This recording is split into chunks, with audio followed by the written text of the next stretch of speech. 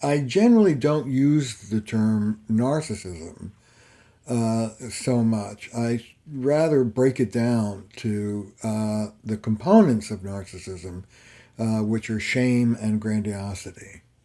These are both self esteem disorders. The psychotherapy for 50 plus years, the whole self help movement, Oprah Winfrey, all of us have been obsessed with helping people out of the pain of shame because it's an excruciating experience. And we've come up with all sorts of ways of helping people come up from the one down of shame. We've done a really poor job of understanding and helping people come down from grandiosity. Terry Real just broke narcissism down into two fundamental components: shame and grandiosity. So, how do we make sure we're integrating strategies that not only help bring clients up out of shame, but that also help them come down from grandiosity? That's what we'll be getting into in this module. To start, we'll look at just how the interplay between shame and grandiosity can impact clients with narcissistic tendencies. You'll also hear how you might help clients better navigate between those two states. Then we'll get into some different ways you might address a client's grandiosity. You'll hear strategies to help you guide a client down from a one-up state, as well as how to bring them up when they're one down in shame. And to cap it off, you'll hear how one clinician helped his client shift out of grandiosity and shame by fostering his ability to develop empathy. So let's get into it. First, we'll start with a closer look at the relationship between shame and grandiosity as it relates to narcissism. Shame and grandiosity are basically two poles of self-evaluation. You know, in the first, in shame, we feel fundamentally defective. We're not fit to be part of the human family. In the second, we're sort of part of the human family, but we're superior to the rest of the human family, and we deserve admiration and emulation. And what they have in common, of course, is the preoccupation with self-evaluation. And that's always based on comparisons with others. They're either explicit comparisons of how I'm doing compared to how you're doing, or implicit comparisons, how I'm doing compared to some internalized ideal or image I have of how I'm supposed to be doing. And most folks struggling with narcissism desperately cling to grandiosity, you know, and it's mostly to ward off the shame. It makes sense that shame and grandiosity are both involved because they come from the same well of low self-esteem. When we feel that we're not good enough, we can go into shame, which is quite a painful emotion. Shame is one of the most painful emotions that humans can experience. And so it's not surprising that people want to get away from shame. And some people learn to do that through grandiosity. Some people get stuck in shame and they may feel chronically depressed, or they may have, become quite reclusive, or they may withdraw from the world. But other people learn that they can bolster themselves up and feel better by being grandiose.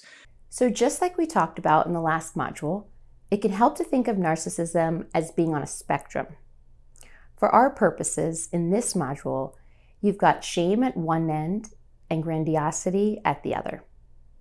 And as Dr. Ron Siegel and Dr. Christine Podesky just highlighted, what usually connects these two states is a client's self-esteem. Now, when self-esteem fluctuates, as it so often does, that's when your client might start to shift from one state to another. Oftentimes, when you're working with a grandiose or narcissistic client, they do move from inflation to deflation. It's like you pop their balloon and they go from big and puffed up to small and caved in. They go from superiority, grandiosity, entitlement to shame, defectiveness, I'm a bad person. Now we'll get into how you might work with that shift from grandiosity to shame in just a bit. But first, I want to look at a few critical differences between shame and grandiosity that could impact how you might begin your work. Grandiosity, which is a component of narcissism, means superiority, one up, better than, looking down your nose at someone, being contemptuous of a person or people, and being above the rules. That's grandiosity. The flip side of that is shame. Grandiosity is better than, superior. Shame is less than, inferior. And shame is, I'm defective, I'm unlovable, there's something wrong with me, I'm undeserving. You know you're in a shame state. You know you feel like shit about yourself. It's a terrible feeling and you're motivated to get out of it. Guess what? Grandiosity? Not so bad. The ugly secret about grandiosity is it actually feels good. Shame-based people have pain. They know they're in pain. They want to get out of it. Grandiose-based people are not in pain. They're in trouble. They're not in pain. The people around them are in pain. I always say this, but it's a classic. This is almost 50 years old. George Valiant, great psychiatrist here in Boston, he used to say, this is back when people were smoking in public. There are two kinds of guys in the world. There's a guy who walks into an elevator, gets claustrophobic, and turns green. There's a guy who walks into an elevator, lights up a big fat cigar, and everybody around him turns green. That's the difference between shame and grandiosity. I want to emphasize two of those critical differences between shame and grandiosity. First, your client can usually name when they're experiencing shame. They may not always be able to be aware of when they're in that state of grandiosity. Second, according to Terry Real, clients are often more motivated to come up out of a shame state. That's because it feels terrible. But because grandiosity can feel good, they may not always be so inclined to come down from it. The problem is there can be consequences for clients who stay in a state of grandiosity. It impairs judgment. Specifically, grandiosity blunts empathy. The more grandiose you are, the less empathic you are. It's an inverse proportion. And grandiosity blunts your accurate perception of negative consequences. That's very important to understand. You just don't get it. So real quick, to help tie together much of what you've heard so far, I want to hear a brief story from Dr. Peter Levine. Oh, back about 35 years ago, I did a group of men who were prisoners in San Quentin. And this was a group of men that were there because they'd beaten their wives or partners, or a number of them had murdered their partners. So, you know, we were getting to know each other a little bit. We were doing a little bit of movement kinds of things. And so finally, this one man came up to work with me.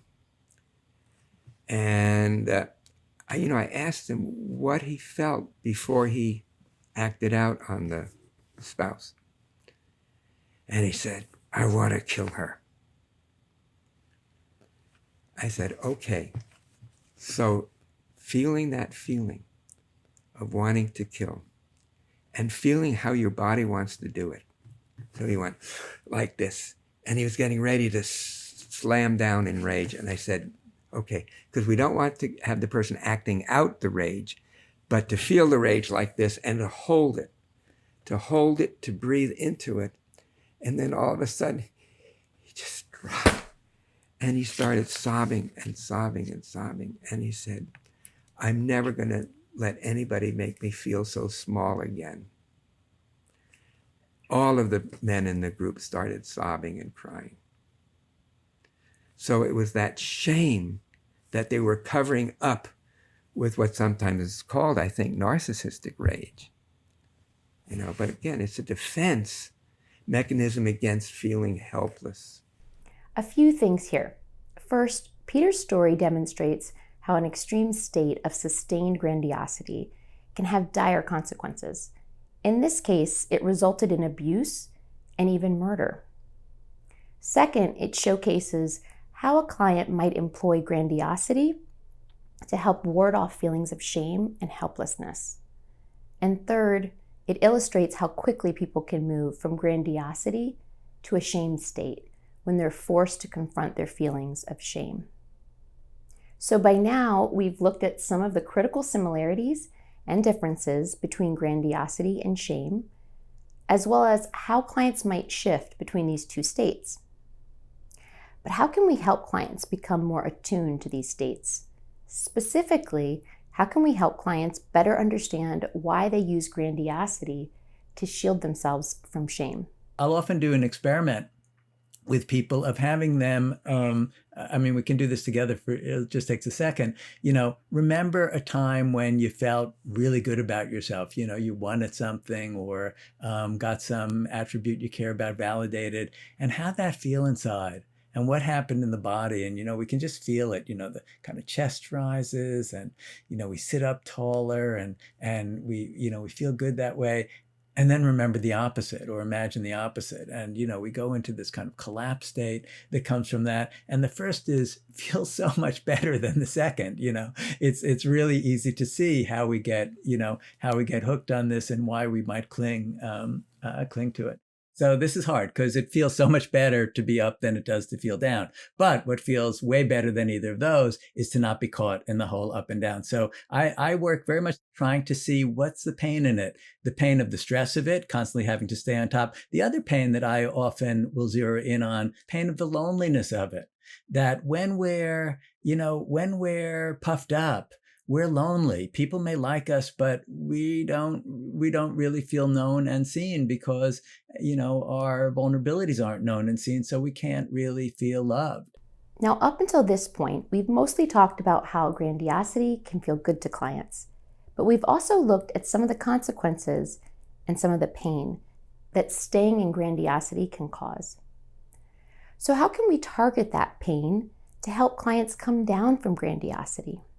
The clients, as well as the people in life that I know outside of therapy who express grandiosity, there is quite a bit of pain embedded in it.